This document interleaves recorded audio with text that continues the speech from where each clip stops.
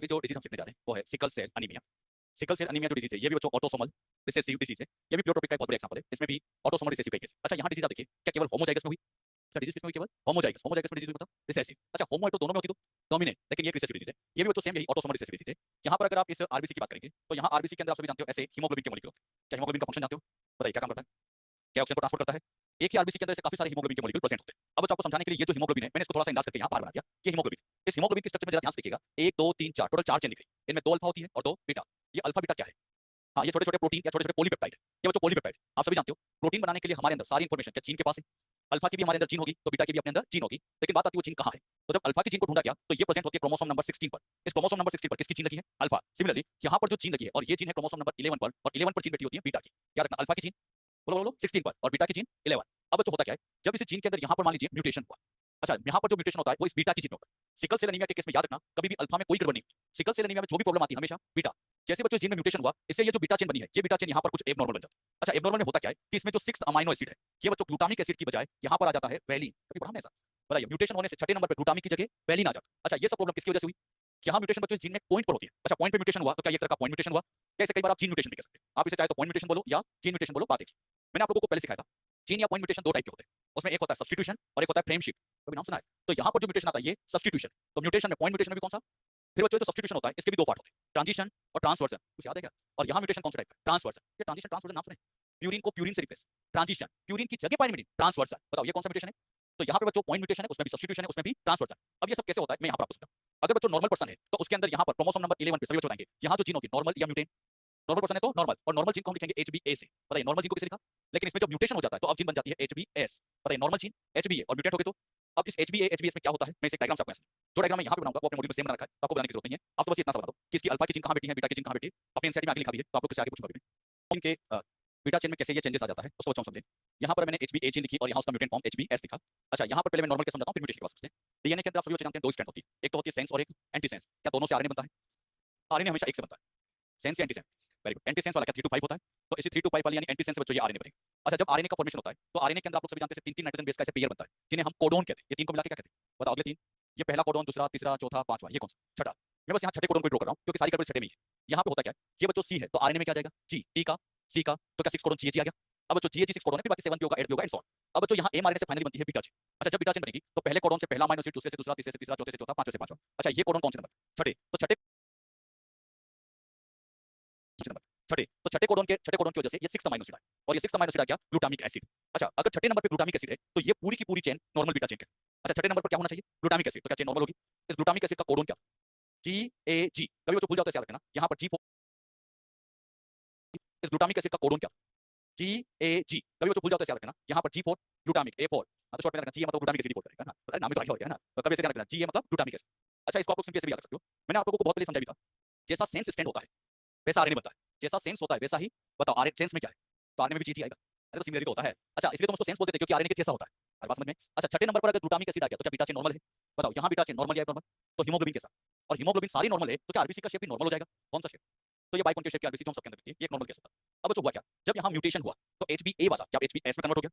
HbS में आने की वजह से हुआ क्या? डीएनए के अंदर वही दो स्ट्रैंड, एक 5' एक 3'। अब यहाँ पर बस चेंजेस इतना सा हुआ कि जहाँ पे बच्चों आपको ये T दिखाई दे रहा है ना बस इस T की जगह जरा ध्यान से देखना A नजर आ जाएगा। क्या बाकी सब सेम है? मुझे बताओ T के प्लेस पर क्या आया? बताइए क्या पूरा डीएनए खराब हो गया? क्या एक पॉइंट पर एरर आई? म्यूटेशन का पॉइंट म्यूटेशन। अच्छा पहले नाइट्रोजन बेस कितने, बाद में कम हुए, ज्यादा हुए, बस एक ने दूसरे को रिप्लेस किया। किसके प्लेस पर? क्या T के प्लेस पर। तो क्या एक ने दूसरे को रिप्लेस किया? रिप्लेसमेंट के लिए शब्द आता है सब्स्टिट्यूशन। बताइए पॉइंट म्यूटेशन उसमें भी। अब याद रखिए थाइमिन, प्यूरिन या पायरिमिडिन। बहुत भारी क्वेश्चन पूछ मैंने देखा है ना। थाइमिन, प्यूरिन या पायरिमिडिन? पायरिमिडिन। Very good. ये तो है पायरिमिडिन। बताओ एडेनिन, पायरिमिडिन की जगह प्यूरिन कहां? ट्रांसवर्जन। तो क्या ट्रांसवर्जन है? बताइए म्यूटेशन कैसा है? पॉइंट, पॉइंट में भी, सब्स्टिट्यूशन में भी, ट्रांसवर्जन। क्या याद रहेगा सबको? तो ये ट्रांसवर्जन टाइप का म्यूटेशन। अच्छा यहाँ पर जो चेंजेस आया दोनों स्टैंड में आया या एक में? ध्यान से देखो। अरे दोनों में आता है तो मैं पूछूंगा आपसे नाइट्रोजन बेस चेंज हुआ या बेस पेयर? पूरा पेयर चेंज हुआ। ध्यान से देखो। बताओ T की जगह A आया है तो यहाँ भी तो देखो A की जगह T भी तो आया। अरे यहाँ AT था जबकि यहाँ TA हो गया। अरे उल्टा हो गया। तो क्या पूरा पेयर बदलना है ना? ये नहीं सोचा बस नीचे बदलता है, ऊपर वाला भी बदलता है। तो क्या पूरा बेस पेयर बदल जाता है? अब आप देखिएगा यहाँ पे जब आरएनए बनेगा, मैं नहीं सिखाऊंगा खुद दिमाग लगाना। जब यहाँ से आरएनए बनेगा बताओ C का कॉम्प्लीमेंट्री, A का U, अब U आ जाएगा तो क्या आरएनए की बात करें? बताओ C का तो क्या GUG आ जाएगा? पहले क्या था? अब क्या आ गया? अच्छा यहाँ पर आप देखो जैसा सेंस होता है क्या वैसा आरएनए आता है? बताओ यहाँ G तो यहाँ G, यहाँ G तो यहाँ G, फिर मैंने T की जगह U कर दिया। आरएनए है तो आरएनए में हम जानते हैं T के प्लेस पर U आ जाता है, T रिप्लेस बाय U। अच्छा GUG कोड फॉर्म वैलिन, तो क्या छठे नंबर पर वैलिन आ जाएगा? पहले क्या था? अब क्या आ गया? बताइए अमाइनो एसिड सेम रहा है बदल गया? सारे बदल गए? केवल एक बताओ रुपी 6 नंबर। जैसे ये वैलिन आया, वैलिन क्या आता है? ये बीटा चेन नॉर्मल के बजाय, और अगर ये एबनॉर्मल बीटा चेन है तो हीमोग्लोबिन भी। अब यहाँ बताइए जैसे इसमें म्यूटेशन हुआ, म्यूटेशन की वजह से ये जो बीटा चेन बनी क्या एबनॉर्मल होगी? तो हीमोग्लोबिन कैसा? अब एबनॉर्मल हीमोग्लोबिन की प्रॉब्लम ये होती है कि जैसे बच्चों ऑक्सीजन का लेवल कम होता है अंडर लो ऑक्सीजन टेंशन, जैसे ऑक्सीजन का लेवल कम होता है, ये जो हीमोग्लोबिन के मॉलिक्यूल है एक दूसरे से जुड़ने लगते हैं। अच्छा, हीमोग्लोबिन का आपस में एक दूसरे से जुड़ना, तो क्या हीमोग्लोबिन का यहाँ पॉलीमराइजेशन हो रहा है? जुड़ना क्या कहलाता है? नॉर्मल, ध्यान रखना, नॉर्मल पर्सन में कभी भी हीमोग्लोबिन आपस में नहीं जुड़ते, सारे हीमोग्लोबिन आप देखो अलग अलग बिखरे हुए हैं। लेकिन इस केस में क्या होता है कि हीमोग्लोबिन के मॉलिक्यूल आपस में जुड़ जाते हैं। क्या हीमोग्लोबिन का पॉलीमराइजेशन हो गया? किस जाते हैं? क्या हीमोग्लोबिन का पॉलीमराइजेशन हो गया? अब ये हीमोग्लोबिन के मॉलिक्यूल जब आपस में जुड़ते हैं ना, तो एक रिजिड रोड बना देते हैं। अच्छा, ये रोड क्या करती है? इधर से भी मेम्ब्रेन को, इधर से भी मेम्ब्रेन को धक्का मारती है, और उसी धक्का मारने की वजह से आरबीसी का शेप बदल जाता है, और ये शेप चेंज होकर किस तरह की आरबीसी, ये सिकल जानते हो, है ना, वो काटने में काम आता है ना, टाइप। तो ये बच्चों सिकल टाइप की यहाँ पे आरबीसी बन जाती है। अच्छा, ये सिकल टाइप की आरबीसी कैसे बनती है समझ में आया? बताइए, क्या लो ऑक्सीजन टेंशन में हीमोग्लोबिन के मॉलिक्यूल पॉलीमराइज हो गए, पॉलीमराइज मतलब जुड़ गए, तो क्या हीमोग्लोबिन की रोड बन गई, उसी ने आरबीसी के शेप को बदल दिया, और आरबीसी का शेप कैसा? अब बच्चों पर्सन के अंदर अगर सिकल टाइप की आरबीसी आ जाए तो इसकी कई दिक्कतें हैं। क्या क्या दिक्कतें? सिकल टाइप की आरबीसी की पहली दिक्कत ये बच्चों हार्ड होती है और रिजिड होती है। नॉर्मल अगर मैं आरबीसी की बात करूं, नॉर्मल आरबीसी जो हम सब में होती है, इसकी मेम्ब्रेन क्वासी फ्लूइड होती है। अब ये शब्द पता है, क्वासी फ्लूइड, 11th क्लास में पढ़ा होगा आपने, है ना, ना लिक्विड ना सॉलिड, एक तरह का सेमी फ्लूइड होता है, क्या उसको क्वासी फ्लूइड कहते हैं, उसमें हल्का सा लचीलापन फ्लूइडिटी होती है। लेकिन इसमें क्या होता है कि यहाँ मेम्ब्रेन बहुत ज्यादा हार्ड हो जाती है, रिजिड हो जाती है। अच्छा, हार्ड होने की वजह से ब्लड सर्कुलेशन स्लो हो जाता है, जिससे ऑर्गन काम करना बंद करते हैं। इसे बच्चों आप कैसे समझेगा? आपको समझाने के लिए ये मैंने यहाँ पर कुछ ब्लड कैपिलरीज बनाई। ब्लड कैपिलरी जानते हो ना, जो अल्टीमेटली ऑर्गन को ब्लड सप्लाई करती है, ये ऑर्गन को ब्लड सप्लाई करती है। अगर बच्चों आरबीसी नॉर्मल शेप की है, कौन सी? अब ये कैपिलरी क्या बहुत फाइन होती है, बहुत पतली पतली सी होती है। अगर ये कैपिलरी में मान लो नॉर्मल आरबीसी कहीं फंस भी जाती है, तो इसका जो शेप होता है, इसमें क्वासी फ्लूइड नेचर होने से ये अपने आप को हल्की सी मॉडिफाइड करती है और बड़े आसानी से आगे की तरफ मूव कर जाती है। लेकिन सपोज करिए अगर यहाँ पर सिकल टाइप की आरबीसी होती, तो जरा सोचना, सिकल टाइप की आरबीसी जैसे इंटरप्ट हुई, कहीं भी फंसी, बताइए ये अपना शेप चेंज क्यों? हार्ड है, तो बताइए क्या यहीं फंसी रह जाएगी, और धीरे धीरे जो भी और भी आरबीसी आएगी, क्या यहीं एक ही जगह एक्यूमुलेट होती जाएगी? बताओ, इस साइड ब्लड की सप्लाई, और जब ब्लड की सप्लाई रुक गई तो ऑर्गन को ब्लड सप्लाई, तो क्या ऑर्गन काम करना बंद कर देंगे? यानी ऑर्गन डिसफंक्शनिंग हो जाएगा, ब्लड सर्कुलेशन धीमा हो जाएगा, ऑर्गन काम करना बंद कर देंगे। अच्छा, सपोज करिए ये जो ब्लॉकेज है, इस तरह का ब्लॉकेज मान लो किडनी में लग गया तो किडनी फेल हो जाएगी। अच्छा, लिवर में लग गया तो, अच्छा हार्ट में लग गया तो हार्ट फेल, ब्रेन में लग गया तो ब्रेन फेल। कई बार तो इसमें मल्टी ऑर्गन फेलियर के चांसेस हो जाते हैं। तो इसमें सबसे बड़ी दिक्कत ये होती है ऑर्गन फेल हो जाता है, काम करना बंद कर देते हैं, क्योंकि उनको ब्लड की सप्लाई ब्लॉक हो जाती है। साथ ही साथ बच्चों एक और बड़ी दिक्कत, इन आरबीसी का लाइफ स्पान बहुत छोटा होता है। अच्छा, नॉर्मल आरबीसी का होता है, ये तो सबको याद होगा कितना दिन? इस आरबीसी का लाइफ स्पान 80 दिन का होता है, और भी कम होता है, तो 80 दिन मैक्सिमम, इससे भी कम ही होता है। अच्छा, नॉर्मल आरबीसी 120, और ये कितने दिन का? 40। अरे 40 दिन बड़ी बात, महीने भर से ज्यादा की बात होगी। तो बताइए 40 दिन इसका लाइफ स्पान शॉर्ट है, तो क्या ये जैसे 80 दिन क्यों फिर मरेगी, 80 दिन क्यों फिर मरेगी, तो क्या ये जल्दी मरती थी? पहले आरबीसी कितने दिन में मरती थी? लेकिन ये तो जल्दी मर रही है, क्योंकि 80 दिन में मर रही है। अच्छा, अगर बच्चों आरबीसी जल्दी जल्दी मरेगी, तो क्या आरबीसी का डेथ काउंट बढ़ जाएगा? अगर आरबीसी ज्यादा ज्यादा मरने लगती है, तो इससे पर्सन के अंदर बिलिरुबिन और बिलीवर्डिन क्या उनका लेवल बढ़ जाता है, और जैसे बिलिरुबिन बिलीवर्डिन का लेवल बढ़ेगा, इससे हो जाएगा जॉन्डिस, पीलिया हो जाएगा। तो इसमें बच्चों पीलिया की प्रॉब्लम आएगी, जॉन्डिस की दिक्कत आएगी। साथ ही साथ बच्चों इसमें आरबीसी जल्दी मर रही है, तो क्या पर्सन की बॉडी में आरबीसी की कमी रहेगी? अच्छा, आरबीसी की कमी मतलब एक तरह से एनीमिया, तो ऐसे पर्सन को हमेशा एनीमिया दिखेगा। मुझे बताइए सिकल टाइप की आरबीसी होने से पर्सन को क्या हो गया? इस डिजीज का नाम लिखा, सिकल सेल एनीमिया। इस आरबीसी का शेप जो है सिकल टाइप होने से पर्सन को एनीमिया हो गया, इसलिए इसको हम सिकल सेल एनीमिया कहते हैं। ये तो बच्चों मैंने आपको सारी प्रॉब्लम समझाई, मैंने यहाँ समझाया ऑर्गन ने काम करना बंद कर दिया, जॉन्डिस हो गया, एनीमिया हो गया, ये सब तो दिक्कत है। अच्छा, और भी कई दिक्कत होती है ऐसे पर्सन में, ये जो जॉइंट्स के पेन होते हैं ना, ये बहुत दर्द करते हैं, तो जॉइंट पेन में बहुत होता है, तो ये भी उसमें बड़ी प्रॉब्लम है। ये सब तो बच्चों प्रॉब्लम है, लेकिन एक फायदा है, रेजिस्टेंस टू मलेरिया। ऐसे पर्सन को मलेरिया नहीं होता है ना, ये मलेरिया से बच जाते हैं। अच्छा, ये बाकी सब तो दिक्कत है, लेकिन एक फायदा है, क्या मलेरिया नहीं होता है। अच्छा, मलेरिया से क्यों बच गया समझते हैं? मलेरिया जो होता है, क्या ये प्लाज्मोडियम से होता है? ये बच्चों भाई प्लाज्मोडियम फैलसीफेरम। आप लोगों ने सबने ये पढ़ा भी होगा कि प्लाज्मोडियम अपनी लाइफ साइकिल को कंप्लीट करने के लिए क्या आरबीसी में एंटर करता है? पढ़ा है कि नहीं सर? बिल्कुल पढ़ा होगा। अच्छा, प्लाज्मोडियम बताओ कहाँ एंटर कर गया? अगर नॉर्मल आरबीसी है जो हम सब में होती है, तो इसका लाइफ साइकिल कंप्लीट हो जाता है। अच्छा, लाइफ साइकिल कंप्लीट हो गया तो बड़ी आसानी से मलेरिया कर देगा। अच्छा, अगर नॉर्मल आरबीसी है तो मलेरिया हो जाता है, क्योंकि इसका लाइफ साइकिल पूरा होता है। लेकिन सपोज करो अगर आरबीसी का शेप सिकल टाइप की, तो इसमें कई दिक्कत है। पहली दिक्कत, ये प्लाज्मोडियम अंदर इंटर नहीं करेगा, क्यों? क्या इसकी मेम्ब्रेन रिजिड है? तो पहली चांस, एक तो अंदर इंटर, मान लो कर भी गया, कुछ केस में कर भी जाता है, मान लो इंटर कर भी गया, तो ऐसी आरबीसी के अंदर सिकल टाइप की आरबीसी में आयंस बहुत होते हैं, और इसमें सोडियम आयन पोटेशियम आयन का लेवल बहुत ज्यादा होता है। आयन ज्यादा होने से वो प्लाज्मोडियम की ग्रोथ ही नहीं होती, मतलब प्लाज्मोडियम सर्वाइव नहीं कर पाता, क्योंकि आयन ज्यादा है। अच्छा, कई बार ऐसा भी होता है आयन से भी मान लो बच गया, तो इन आरबीसी का लाइफ स्पान कितने दिन का? तो क्या जल्दी नहीं बढ़ जाती? और जैसे आरबीसी ने साथ साथ प्लाज्मोडियम नहीं बढ़े, तो बताइए प्लाज्मोडियम अपना लाइफ साइकिल पूरा, जब प्लाज्मोडियम यहाँ पर आगे नहीं जा पाया, तो बताइए मलेरिया कॉज।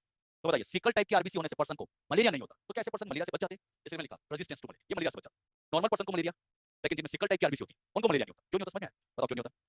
एक तो प्लाज्मोडियम अंदर इंटर नहीं करता, मान लो कर गया, आयंस उसको ग्रो नहीं करने देते, फिर भी कर गया, तो फिर वो जल्दी डिस्ट्रॉय होती है, तो उसके साथ साथ ये भी बढ़ जाता है, तो ऐसे पर्सन को मलेरिया नहीं होता। अच्छा, एक बात मुझे बताइए, यहाँ पर आप देखो जीन में एक पॉइंट पे गड़बड़ है, जीन में भी कहाँ गड़बड़ हुई? अच्छा, एक जीन में गड़बड़ होती, आप देखिए हमने कई सारे इफेक्ट्स थे, क्या क्या सीखा बताइए? क्या यहाँ पर हीमोग्लोबिन का पॉलीमराइजेशन हो गया?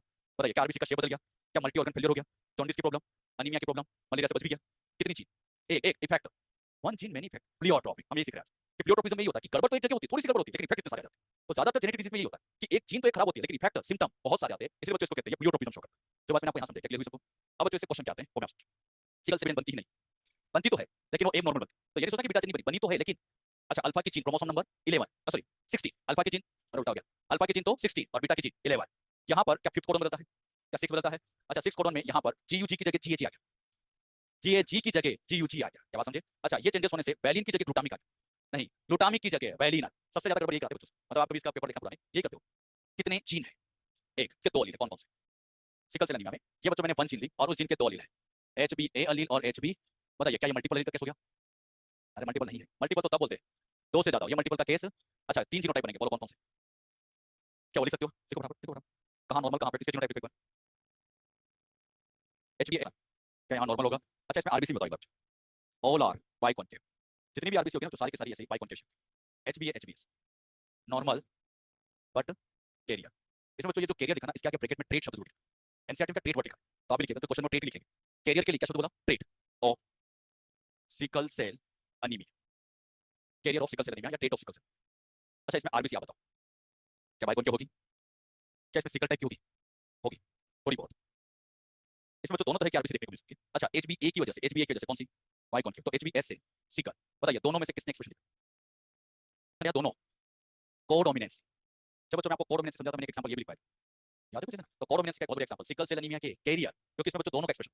अब बच्चों एक बात बताइए, इसमें बच्चों दोनों आरबीसी है, लेकिन मोस्ट ऑफ आरबीसी बाइकॉन के। मोस्ट ऑफ का मतलब 98-99% तक आरबीसी बाइकॉन के है। सिकल टाइप वाली मिलेगी, हो सकता है 1% 2% या उससे भी कम भी हो सकती है, लेकिन मिलती जरूर 1-2% भी मिलेगी, मिलेगी।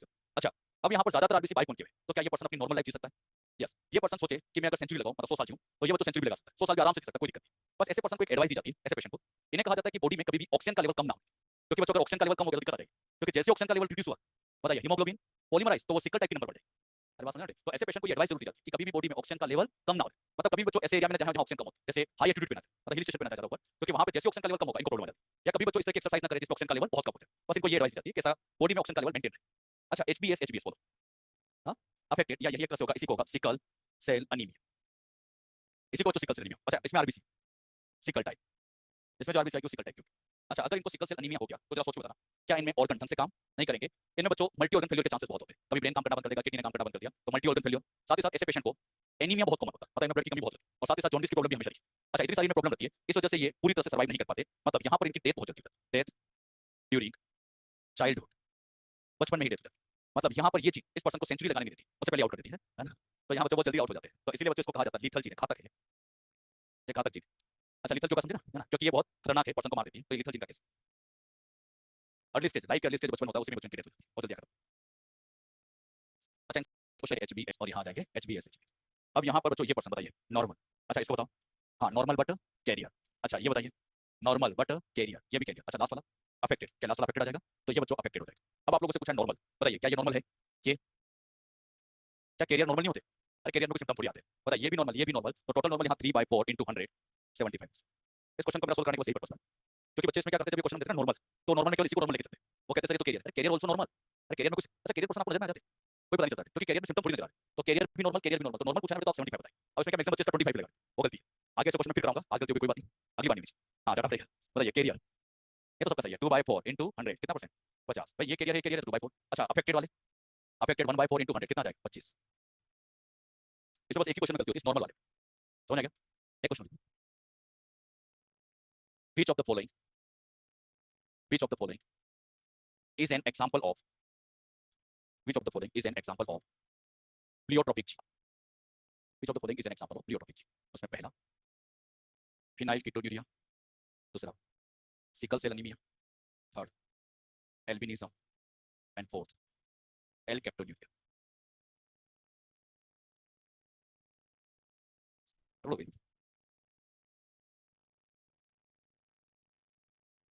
हाँ, इसमें थोड़ी सी कंफ्यूजन आ गया ना कि सर फिनाइल कीटोन्यूरिया भी है, सिकल सेल एनीमिया भी है।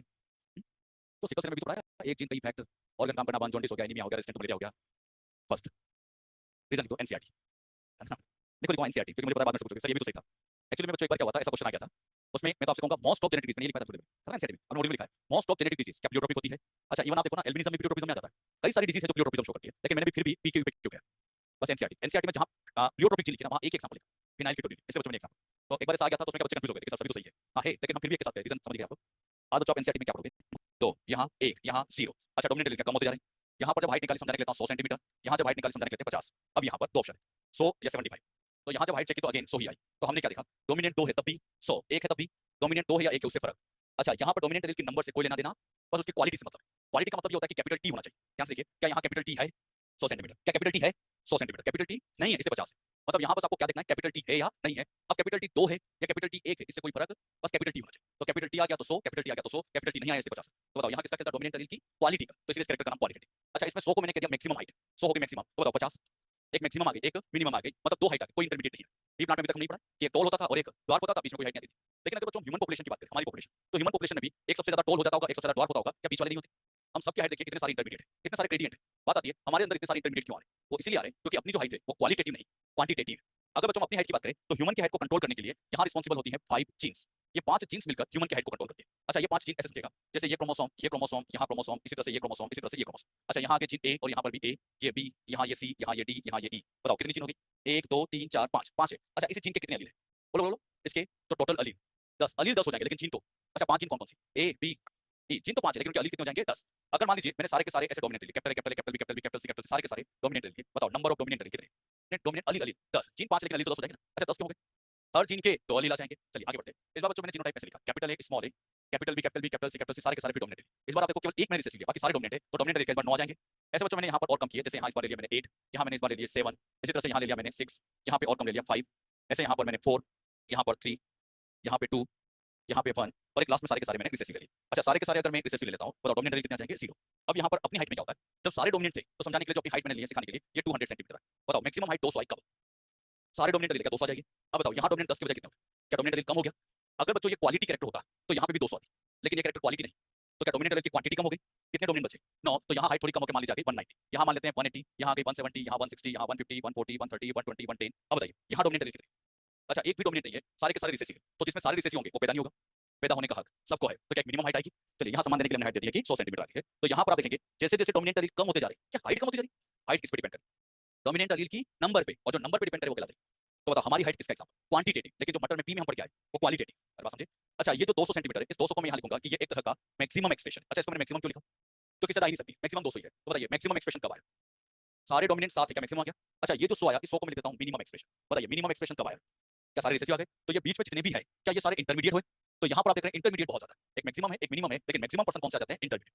जैसे अगर हम ह्यूमन पॉपुलेशन की बात करें, लॉजिकली सोचना, जिनकी हाइट सबसे ज्यादा होती होगी उनकी नंबर आप देखोगे पॉपुलेशन में बहुत कम मिलेगी, बहुत लंबे इंसान आपको नेचर में बहुत कम दिखेंगे, और जो बहुत छोटे होते हैं वो भी बहुत कम होते हैं, तो पॉपुलेशन में ज्यादातर कौन है? इंटरमीडिएट। तो ह्यूमन पॉपुलेशन में यही होता है, मैक्सिमम हाइट वाला सबसे कम मिलेंगे, मिनिमम वाले भी, तो पॉपुलेशन में कौन ज्यादा है?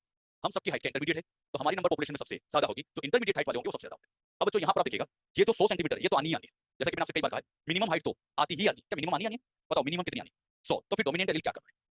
क्या उसकी हाइट को बढ़ा रहा है? चलिए समझाने के मैंने कह दिया ये 100 सेंटीमीटर जो थी ये तो आनी ही आनी थी, ये 100 सेंटीमीटर आती थी। अब मान लो एक डोमिनेंट एलील आ गया, तो इस एक डोमिनेंट एलील ने हाइट में 10 का कंट्रीब्यूशन दिया, तो बताओ टोटल हाइट कितनी हुई?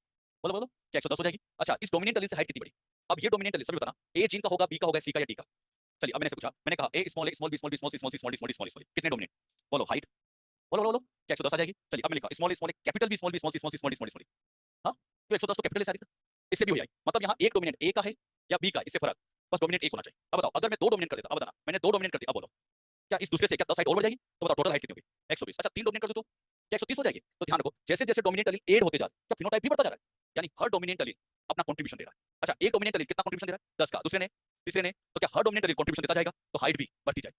एनसेट लिखिए, हर डोमिनेंट एलील अपना एडिटिव इफेक्ट शो करता है। हर डोमिनेंट एलील अपना एडिटिव का मतलब सभी डोमिनेंट एलील कुछ ना कुछ ऐड कर रहे हैं। जैसे बताओ किसने कितनी हाइट को ऐड किया, तो अगले डोमिनेंट ने 10 हो, अगले डोमिनेंट ने, तो क्या सबका फिनोटाइप ऐड होता जा रहा है? मतलब सब 10 10 ऐड करते जा रहे हैं, ओवरऑल हाइट बढ़ती चली जा रही है। अरे बात समझ में? बताइए हमारी हाइट कितनी जीन से कंट्रोल होती है? क्या 5 जीन से कंट्रोल होती है? अपनी हाइट में मैक्सिमम एक्सप्रेशन कब? सारे डोमिनेंट। मिनिमम कब? पॉपुलेशन में कौन ज्यादा है? क्या यहाँ एडिटिव इफेक्ट होता है? ये एडिटिव का मतलब क्या है? हर डोमिनेंट एलील फिनोटाइप को क्या कर रहा है? ऐड कर रहा है, फिनोटाइप को बढ़ा रहा है। क्या हर डोमिनेंट एलील ने कंट्रीब्यूशन दिया है? अच्छा वो कंट्रीब्यूशन ए के डोमिनेंट एलील का होगा या बी का?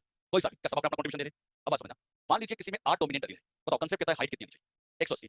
मान लीजिए 2 पर्सन है, दोनों में 8 डोमिनेंट एलील, हाइट कितनी आनी चाहिए? 180 180, लेकिन फिर भी इनकी हाइट में डिफरेंस आ सकता है। वो इसलिए डिफरेंस आ जाता है क्योंकि बच्चों मैंने आपको एक बात कई बार सिखाई है, जीन होना सब कुछ नहीं है, उसका एक्सप्रेशन होना चाहिए, और उसको एक्सप्रेस करने के लिए उस तरह का एनवायरनमेंट हो सकता है। इसके अंदर ग्रोथ हार्मोन ना बनाओ, अरे ग्रोथ हार्मोन नहीं बनाओगा तो हो सकता है 8 वाले की हाइट 100 पे भी चली जाए, जा सकती है। मान लो उसमें जीन तो है लेकिन एक्सप्रेस नहीं हुई क्योंकि उसका ग्रोथ हार्मोन ना बनाओ, तो क्या ये मिनिमम पे भी जा सकता है? इन कैरेक्टर की बच्चों सबसे बड़ी खासियत होती है ये इन्वायरमेंट से हाईली अफेक्ट होते हैं। वैसे इन्वायरमेंट से तो ये भी अफेक्ट होते हैं, लेकिन ये कुछ ज्यादा ही अफेक्ट होते हैं। एनसीईआरटी लिखती है जो भी क्वांटिटेटिव कैरेक्टर होते हैं या जो पॉलीजेनिक होते हैं ये इन्वायरमेंट से हाईली अफेक्ट होते हैं कि 8 डोमिनेंट है लेकिन फिर भी हो सकता है मिनिमम पे पहुंचा क्योंकि ये इन्वायरमेंट से बहुत ज्यादा अफेक्टेड देखिए। सपोज करिए हम सब में 8 8 डोमिनेंट एलील है, बताओ कंसेप्चुअली आइडियली कितनी हाइट आनी चाहिए? तो क्या हम सबकी हाइट बराबर 180 आनी चाहिए? लेकिन फिर भी हम सबकी हाइट वेरी कर रही है, क्यों? क्या सब में एक्सप्रेशन वेरी कर रहा होगा? क्यों? इन्वायरमेंट हो सकता है किसी में ग्रोथ हार्मोन कम बने हो, किसी में ज्यादा बना हो, किसी के अंदर न्यूट्रिशन का फर्क पड़ा होगा, तो इन्वायरमेंट कहीं ना कहीं अफेक्ट करता है, और ये कैरेक्टर तो इन्वायरमेंट से कुछ ज्यादा ही अफेक्ट होते हैं। बात समझ में? यहाँ पर मुझे बताइए अपने अंदर ह्यूमन की जो हाइट है कितनी जीन से कंट्रोल? 5 जीन है, तो मैं इसको बच्चों पॉलीजेनिक कहूं। अच्छा पॉलीजेनिक क्यों कहा? 5 जीन। अच्छा 5 जीन है तो पॉली मतलब बहुत सारी, जेनिक मतलब जीन, तो ये बहुत सारी जीन है तो पॉलीजेनिक, और साथ ही साथ हमारा कैरेक्टर क्या क्वांटिटेटिव है? तो बताओ ह्यूमन हाइट किसका एग्जांपल? Polygenic quantitative inheritance. अरे बात समझ में? अच्छा मैंने एक बार आपको बहुत पहले ये समझाया था, जरा एक बार फिर समझिएगा। मैंने ऐसे बताया होगा कि capital R capital R capital R small R small R. Dominant allele यहाँ 2 है, यहाँ 1 है, यहाँ 0 है। मेरा भी तो जलापा में जब हमने फ्लावर कलर पढ़ा था, कुछ याद है? कलर बोलो, यहाँ बोलो, यहाँ बोलो। जैसे जैसे डोमिनेंट एलील कम होते जा रहे हैं क्या हाइट कम होती जा रही है? सॉरी कलर, हाइट नहीं, क्या कलर कम होता जा रहा है? बताइए ये हो गया मैक्सिमम, तो ये अच्छा यहाँ पर ये आर जीन, यहाँ पर आर जीन। अच्छा दोनों की जीन अलग या सेम? सेम। कितनी जीन है? दो नहीं, एक। नंबर 2 है लेकिन टाइप तो एक है ना। बताओ कितने टाइप की जीन है? एक टाइप तो मैंने लिखा मोनोजेनिक, लेकिन ये कैरेक्टर क्वालिटी या क्वांटिटी? तो हमने वहां पर याद करिए मोनोजेनिक क्वांटिटेटिव इनहेरिटेंस लिखा था। ऐसा मैंने कब लिखा था? जब आपको इनकम्प्लीट डोमिनेंसी पढ़ा है। इनकम्प्लीट डोमिनेंसी का एक नाम और बताया, याद है क्या? बताओ क्या बताया? Monogenic quantitative inheritance. सीधी सी बात है, क्वांटिटेटिव इनहेरिटेंस दो टाइप की होती है, एक होती है मोनोजेनिक और एक होती है पॉलीजेनिक। क्या आप लोगों को मोनोजेनिक में समझा चुका हूं? कहां पढ़ा है? इनकम्प्लीट डोमिनेंसी आज भी बच्चों में आप लोगों को समझा तो क्वांटिटेटिव रहा हूं, लेकिन आज किसका केस है? पॉलीजेनिक। अरे बात समझ में? अब इस पॉलीजेनिक को मैं डिटेल में इसके सारे एग्जांपल वगैरह सारा कुछ समझाऊंगा, लेकिन ये जो बातें समझ क्लियर हुई? बताओ क्वालिटेटिव किसे कहते हैं? डोमिनेंट एलील के नंबर पर डिपेंड, इंटरमीडिएट और एनवायरमेंट से भी अफेक्ट होंगे तो बहुत कम। बताओ इसमें डोमिनेंट एलील के नंबर से डिपेंड, इंटरमीडिएट, पॉपुलेशन में कौन ज्यादा? इंटरमीडिएट। एनवायरमेंट से अफेक्ट, हर डोमिनेंट एलील का अपना कंट्रीब्यूशन देता है। क्या सबका अपना एक एडिटिव इफेक्ट है? जैसे जैसे डोमिनेंट बढ़ते जाएंगे फिनोटाइप भी एनवायरमेंट से अफेक्ट होंगे और कुछ ज्यादा ही होंगे। बात समझ में? चलिए इसको आप लोग बना लीजिएगा, एक तरफ लिखा देता हूं, एक तरफ लिखिएगा क्वालिटेटिव, एक क्वांटिटेटिव। उस टाइम मैंने आप लोगों को लिखा क्वांटिटेटिव में एक बहुत अच्छा एग्जांपल जेनसेटिव लिखा है। क्वालिटेटिव का एग्जांपल लिखा है सिकल सेल एनीमिया डिजीज और क्वांटिटेटिव में लिखा है थैलेसीमिया डिजीज। अच्छा सिकल सेल एनीमिया क्या पढ़ चुके हैं? सिकल सेल एनीमिया में हीमोग्लोबिन में एक गड़बड़ आती है। मुझे बताओ हीमोग्लोबिन की अल्फा चेन या बीटा? हमने ये भी सीखा था हीमोग्लोबिन में टोटल 4 चेन होती है, दो अल्फा, अल्फा की चेन क्रोमोसोम नंबर 60 और बीटा की 11। अच्छा यहाँ पर जो चीन बैठी है ये तो अल्फा की है और यहाँ चीन बैठी है वो बीटा। अच्छा जब हमने सिकल सेल एनीमिया पढ़ा तो याद करिए, इसमें जब म्यूटेशन हुआ तो म्यूटेशन होने से बस इतना बताओ बीटा चेन बनी थी या नहीं? लेकिन वो बीटा चेन क्या यहाँ पर एबनॉर्मल हो गई थी? ये बच्चों एबनॉर्मल इसलिए हो गई थी क्योंकि इसमें 6 पोजीशन पर ग्लूटामिक एसिड की जगह क्या वैलिन आ गया था। तो मुझे बस इतना बताओ यहाँ चेन बनी या नहीं बनी? लेकिन उसकी क्वालिटी सही, तो बीटा चेन एबनॉर्मल है, मतलब इसकी क्वालिटी जो है क्या ये एबनॉर्मल थी? मतलब क्वालिटी सही नहीं। तो यहाँ पर सिकल सेल एनीमिया में क्वालिटी वाइज दिक्कत है, क्योंकि क्वालिटी सही नहीं बनी थी इसलिए इसको हमने नाम दिया है क्वालिटेटिव कैरेक्टर। अच्छा सिकल सेल एनीमिया किसका एग्जांपल है? अच्छा क्वालिटेटिव एग्जांपल क्यों है? क्योंकि चेन तो बनी थी लेकिन उसकी क्वालिटी खराब थी, तो क्वालिटी खराब थी इसका मतलब वो कौन सा हो गया? क्वालिटेटिव। अब आप देखिए थैलेसीमिया, थैलेसीमिया में भी होता क्या है? इसमें भी हीमोग्लोबिन में ही गड़बड़ है, दोनों ब्लड से रिलेटेड डिजीज है। अल्फा की चेन जैसा कि मैंने भी आपको समझाया 16 पर है, तो बताओ बीटा की क्या रहा? अच्छा अल्फा की यहाँ समझाने के लिए ये चीज मैंने बना दी, ये अल्फा, ये बीटा और ये यहाँ पर बीटा। अच्छा ये चीज भी डोमिनेंट, ये भी डोमिनेंट, ये भी डोमिनेंट, ये भी डोमिनेंट। इससे मान लीजिए ये चेन बनी, इससे मान लीजिए ये बना, इससे मान लीजिए ये बना, इससे मान लीजिए ये बना। कितने डोमिनेंट बोलो? बोलो बोलो बोलो 4। तो बताओ चेन कितनी बनी? क्या चारों बन गई? अरे इससे एक बन गई, इससे एक बन गई, इससे एक बन गई, इससे एक बन गई। 4 डोमिनेंट क्या 4 चेन बनी? अब हुआ क्या? थैलेसीमिया डिजीज में होता ये है कि इसमें जो म्यूटेशन होता है वो बड़ा खतरनाक होता है। इसमें जब म्यूटेशन हुआ, मान लीजिए यहाँ इस बार म्यूटेशन हुआ, ये म्यूटेशन अल्फा चेन में भी हो सकता है, बीटा में भी हो सकता है, कहीं भी हो सकता है। अच्छा इस बार जब अल्फा में म्यूटेशन हुआ तो ये ऐसा कुछ म्यूटेशन हुआ कि ये जब रिसेसिव एलील बना तो इससे बच्चों बीटा चेन बनना ही बंद हो गया, अल्फा चेन बनना ही बंद हो गया। अब बताओ ये हो गया रिसेसिव, तो डोमिनेंट एलील कितने बचे? तो अब चेन भी बताओ, डोमिनेंट एलील अगर 3 है तो चेन भी बताइए पहले कितनी चेन थी? अब बताइए क्या कम हो गई? क्वांटिटी। क्या क्वांटिटी कम हो रही है? इसलिए इसको हमने क्या कहा? क्वांटिटेटिव। अच्छा क्या यहाँ पर 4 की 4 चेन ही रहती है? क्वांटिटी तो 4 रहती है, बस उसकी क्वालिटी खराब है, समझे? बताइए सिकल सेल एनीमिया में क्या दिक्कत है? क्वालिटी, लेकिन यहाँ पर क्वालिटी नहीं, क्वांटिटी कम हो जाती है। अच्छा फिर आगे समझो, मान लीजिए इस बार म्यूटेशन यहाँ हुआ, किस वाले में? बीटा। तो बताओ क्या ये रिसेसिव हो जाएगा? अब बताओ डोमिनेंट कितने बचे? अगर 2 डोमिनेंट बचे तो बताइए चेन भी केवल, यानी जैसे जैसे डोमिनेंट कम होते जा रहे हैं चेन का बनना भी, बताओ चेन का बनना किस पर डिपेंड करता है? डोमिनेंट एलील की क्वांटिटी पर, और क्वांटिटी मतलब कैसा एग्जांपल? क्वांटिटेटिव। ये डिजीज बच्चों एक बार नीट में आ चुकी है कि सिकल सेल एनीमिया कौन सी डिजीज है, क्वालिटी या क्वांटिटी? और थैलेसीमिया क्वांटिटी, तो ये बहुत अच्छे से आ रहा है, ये क्वालिटी का एग्जांपल है जबकि ये क्वांटिटी का एग्जांपल है। पॉलीजेनिक या क्वांटिटेटिव इनहेरिटेंस। पॉलीजेनिक जैसा कि बच्चों नाम से बहुत कुछ समझ में आ जाता है। पॉलीजेनिक उसको कहेंगे जिसमें जीन की नंबर काफी ज्यादा हो। जैसे यहाँ समझाने के लिए ये बच्चों मैंने एक जीन ली, ये मैंने समझाने के लिए जीन नंबर 2 ली, ये यहाँ जीन नंबर 3, ऐसे काफी सारी जीन मिलकर किसी एक कैरेक्टर को कंट्रोल करे। Many genes regulate one character. अच्छा ये जीन 2 भी हो सकती है, 2 से ज्यादा भी हो सकती है, और 2 से ज्यादा कितनी भी हो सकती है। तो जब बहुत सारी जीन मिलकर एक कैरेक्टर को कंट्रोल करे तो यही सारा केस कहलाता है पॉलीजेनिक। पॉलीजेनिक जैसा कि बच्चों नाम में लिखा है, पॉली मतलब मेनी, जेनिक मतलब genes, many genes regulate one character, बताओ किसका केस हुआ? पॉलीजेनिक। अब याद करिए, मान लीजिए बच्चों मेरे पास ऐसा होता है कि वन जीन होती और उसके यहाँ पर ऐसे कई अलील होते, बताओ किसका एग्जांपल? एक जीन, क्या ये प्लियोट्रोपिक हो गया? Multiple allele. एक जीन के जब ज्यादा अलील हो जाए तो क्या कहलाता है? Multiple allele. अगर एक जीन कई सारे कैरेक्टर को कंट्रोल करे, अच्छा कैरेक्टर अगर ज्यादा हो तो प्लियोट्रोपिक। इन 3 नाम में बच्चे बहुत हो जाते हैं, लेकिन बहुत आसान है, नाम में सब कुछ समझ आता है। मल्टीपल अलील क्या समझे? एक जीन के कई अलील तो मल्टीपल अलील। बताओ प्लियोट्रोपिक का मतलब एक जीन से कई कैरेक्टर, तो फिर पॉलीजेनिक क्या होता है? कई सारी जीन और एक कैरेक्टर, तो क्या पॉलीजेनिक हो जाएगा? आज बच्चों हम ये पॉलीजेनिक समझ, लेकिन इनमें डिफरेंस ध्यान रखना। यहाँ पर जो पॉलीजेनिक इनहेरिटेंस हम पढ़ रहे हैं इसमें बहुत सारी जीन मिलकर एक कैरेक्टर को कंट्रोल करती है, और जो कैरेक्टर यहाँ लिया जाता है इट शुड बी क्वांटिटेटिव। अच्छा जैसे मैंने कहा यहाँ क्वांटिटेटिव कैरेक्टर है, तो अब मुझे समझाने की जरूरत नहीं है क्वांटिटेटिव क्या, आप समझ जाओगे। बताओ क्वांटिटेटिव उसको कहेंगे जो नंबर ऑफ डोमिनेंट अलील पर डिपेंड करेगा, नहीं करेगा? बताइए ईच डोमिनेंट अलील क्या कंट्रीब्यूशन देगा? हर डोमिनेंट अलील क्या कुछ ना कुछ कंट्रीब्यूशन देता है? बताओ ईच डोमिनेंट अलील क्या एडिटिव इफेक्ट शो करता है? ये एडिटिव समझ में आया? मतलब फिनोटाइप को क्या करता है? एड। एक डोमिनेंट तो 10 बढ़ेगा, 2 तो 20 बढ़ेगा, एड होता जाएगा। अच्छा मैक्सिमम एक्सप्रेशन यहाँ कब आता है? आप बताओ जब क्या सारे डोमिनेंट आ जाते हैं? फिर मैंने पूछा मिनिमम कब आता है? क्या सारे रिसेसिव आ जाता है? यस। या 2 कंडीशन, मिनिमम 2 जगह आ सकता है। एक तो बच्चों सारे रिसेसिव आ जाए तब तो आता ही है। सपोज करो एनवायरमेंट नहीं है, 8 डोमिनेंट अलील लेकिन ग्रोथ हार्मोन नहीं बना और एनवायरमेंट नहीं है, तो क्या सो पे जा सकता है? बताओ मिनिमम कब कब आ सकता है? 2 केस, बताओ 2 केस क्या क्या? हाँ या तो बच्चों एनवायरमेंट एब्सेंट हो, या हाँ यहाँ सारे के सारे अलील रिसेसिव। अच्छा यहाँ पर मुझे बताइए इंटरमीडिएट मिलेंगे या नहीं मिलेंगे? क्या यहाँ इंटरमीडिएट मिलेंगे? और मैं तो कहूंगा इंटरमीडिएट के नंबर सबसे ज्यादा होंगे, क्या पॉपुलेशन में ये सबसे ज्यादा होते हैं? फिर मैंने पूछा क्या एनवायरमेंट से अफेक्ट, क्या एनवायरमेंट से अफेक्टेड होते हैं? और मैं तो कहूंगा एनवायरमेंट से कुछ ज्यादा ही अफेक्टेड होते हैं। ये जितनी भी बातें मैंने आपको समझाई एक तरह से वही समझा रहा था, क्या क्लियर सब कुछ से? तो ये सारे पॉइंट आपको ध्यान रखना है, ये सब में भी मिलेंगे। अच्छा ये कितने टाइप के बनेंगे उसके बारे में सोचते हैं। पॉलीजेनिक के केस में अगर आपको कभी भी टाइप ऑफ फिनोटाइप निकालना, मुझे बताइए पहले हमने फिनोटाइप का फॉर्मूला क्या पढ़ा है? पहले पहले 2 की पावर n, क्या ये पढ़ा था? यहाँ फॉर्मूला चेंज होकर 2n+1, तो टाइप ऑफ फिनोटाइप का यहाँ फॉर्मूला बदल जाता है और वो 2n+1 होता है। अच्छा पहले बच्चों मैंने आपको टाइप ऑफ जीनोटाइप का फॉर्मूला क्या सिखाया? क्या 3 की पावर n बताया था? आज बच्चों 3 की पावर n नहीं रहे, क्योंकि जीनोटाइप नहीं बदलते। क्या बदल सकते? फिनोटाइप, अरे वो तो एनवायरमेंट से अफेक्ट हो जाते हैं। अच्छा फिर मैंने पूछा जाइगोटिक कॉम्बिनेशंस, क्या 4 की पावर n आ जाएगी? अच्छा पहले भी बच्चों 4 की पावर n थी, आज भी वही रहेगा। अच्छा मैंने पूछा टाइप ऑफ गैमेट, कितने टाइप के गैमेट्स बनेंगे? तो गैमेट्स बनाने के लिए फॉर्मूला तो वही चलेगा 2 की पावर n। तो गैमेट का फॉर्मूला पहले भी मैंने बात याद है कुछ पहले 2 की पावर n था, आज भी 2 की पावर n। बस याद रखिए क्या बदल गया, फिनोटाइप। पहले फिनोटाइप का फॉर्मूला, लेकिन आज फिनोटाइप का फॉर्मूला 2n प्लस। यहाँ बच्चों मैं पॉलीजेनिक के कुछ स्टैंडर्ड एग्जांपल आपको बताता हूँ। फीट पॉलीजेनिक के अगर हम एग्जांपल की बात करें तो इसमें सबसे बेस्ट एग्जांपल में से एक आता है kernel colour of feet. Feet में जो कर्नेल कलर होता है ये बच्चों 2 जीन से रेगुलेट होता है, रेगुलेटेड बाय 2 जीन्स। तो पॉलीजेनिक का best example kernel colour. Kernel होता क्या है? आप लोगों ने बच्चों सभी ने गेहूं के जो दाने हैं, गेहूं के जो ग्रेन्स हैं, सबने देखे। अब आपने देखा होगा कभी जब वो गेहूं के ग्रेन्स होते हैं उनके बाहर की तरफ एक बहुत पतली सी एक ऐसी कोटिंग सी लगी होती है। ये जो आउटसाइड में पतली सी कोटिंग होती है यही कहलाता है कर्नेल। मतलब जो गेहूं का दाना उसके ऊपर एक पतली सी कोटिंग होती है, क्या नाम कहलाता है वो? कर्नेल। ये कर्नेल कलर कितनी जीन से रेगुलेट होता है? तो इसी तरह से इसका और बहुत अच्छा एग्जांपल है ह्यूमन के अंदर स्किन कलर। हमारा जो स्किन का कलर है और अपनी स्किन को कलर कंट्रोल करने के लिए 3 जीन्स रिस्पांसिबल है। इसी में एक और बहुत अच्छा एग्जांपल है ह्यूमन की हाइट। और ह्यूमन की हाइट को कंट्रोल करने के लिए रिस्पांसिबल होती है 5 जीन। इसी तरह से और बढ़िया एग्जांपल आते हैं ह्यूमन इंटेलिजेंसी। हमारी बुद्धिमानी बनाने के लिए 25 जीन काम करती है। 25 जीन ने मिलकर हमें बुद्धिमान बनाया है ना। तो 25 जीन मिलकर अपने को क्या बनाती है? हम सबके अंदर इंटेलिजेंसी के बहुत अच्छे अच्छे डोमिनेंट एलिमेंट है, बहुत सारे डोमिनेंट एलिमेंट है। लेकिन बात वही आती है ना, जीन होना सब कुछ, उस जीन का एक्सप्रेशन होना चाहिए और एक्सप्रेशन करने के लिए उस तरह का एनवायरमेंट उसके लिए पढ़ना पड़ता है ना। तो यहाँ पे उस तरह का एनवायरमेंट देना पड़ेगा। तो ध्यान रखिए पॉलीजेनिक के एग्जांपल बनाओ तो बहुत सारे लंबी चौड़ी लिस्ट बनाई है, बहुत एग्जांपल मिलेंगे, प्लांट में भी मिल जाएंगे, लेकिन मैं चाहूंगा बस एक याद करो, ह्यूमन स्किन कलर। क्यों? एनसीईआरटी पॉलीजेनिक में अपनी एनसीईआरटी बस एक एग्जांपल लिखा है स्किन कलर, तो मैं चाहूंगा बस इसी को अच्छे से याद रखेंगे कितनी जीन से कंट्रोल होता है। ह्यूमन स्किन कलर बताइए कितने जीन से कंट्रोल होता है? वो 3 जीन हमने ले ली, ए बी एंड सी। अब बताइए मैक्सिमम एक्सप्रेशन का genotype capital A capital C capital C. अच्छा मिनिमम के लिए small A small B small B small C small C. जब बच्चों सारे के सारे डोमिनेट एलील है, क्या यहाँ मैक्सिमम एक्सप्रेशन आएगा? यहाँ अगर कलर निकाला जाए तो एकदम यहाँ पे डार्क ब्लैक कलर आ जाता है। लेकिन बच्चों एनसीईआरटी में यहाँ जो वर्ड लिखा है वो है डार्केस्ट स्किन कलर, या इसे आप लोग एक तरह से निग्रो ब्लैक भी आप कह सकते हो। तो ये बच्चों डार्केस्ट स्किन कलर है। हाँ। और यहाँ पे जो आता है सारे के सारे रिसेसिव, तो यहाँ व्हाइट, लेकिन व्हाइट के बजाय ज्यादा अच्छा लिखा जाता है लाइटेस्ट स्किन कलर। तो यहाँ पर बच्चों लाइटेस्ट। तो आप लोग क्या करना मॉड्यूल में जहाँ पर ये capital capital capital capital capital लिखा है वहाँ देखो निग्रो ब्लैक लिखा मिलेगा, तो उसके बजाय डार्केस्ट वर्ड लिखो। क्योंकि एनसीईआरटी में क्या डार्केस्ट वर्ड लिखा था, वही वर्ड यूज करें। कितना वर्ड डार्केस्ट, तो इसका ज्यादा अच्छा व्हाइट लिखा होगा, व्हाइट नहीं, व्हाइट की वजह क्या लिखेंगे? लाइटेस्ट। व्हाइट कलर जैसा कुछ होता नहीं है, व्हाइट की वजह ज्यादा अच्छा क्या होता है? लाइटेस्ट। तो इसमें डार्केस्ट स्किन कलर आ गया, इसमें लाइटेस्ट आ गया। जब बच्चों इन पेरेंट्स का क्रॉस होगा तो क्या F1 जनरेशन आएगी? F1 का जीनोटाइप कैपिटल ए स्मॉल है, capital B small B, capital C small C. अब सभी बताना डोमिनेंट एलील कितने बचे? क्या 3 ही आ रहे हैं? तो स्किन कलर थोड़ा डाउन हो जाता है और यहाँ स्किन कलर आ जाता है इंटरमीडिएट ब्राउन। ये इंटरमीडिएट ब्राउन, या इसके लिए एक शब्द और ये भी लिखा जाता है मलेटो स्किन कलर। तो इंटरमीडिएट ब्राउन या मलेटो। जब बच्चों F1 से F2 निकालना है तो यहाँ की जाती है सिब मेटिंग।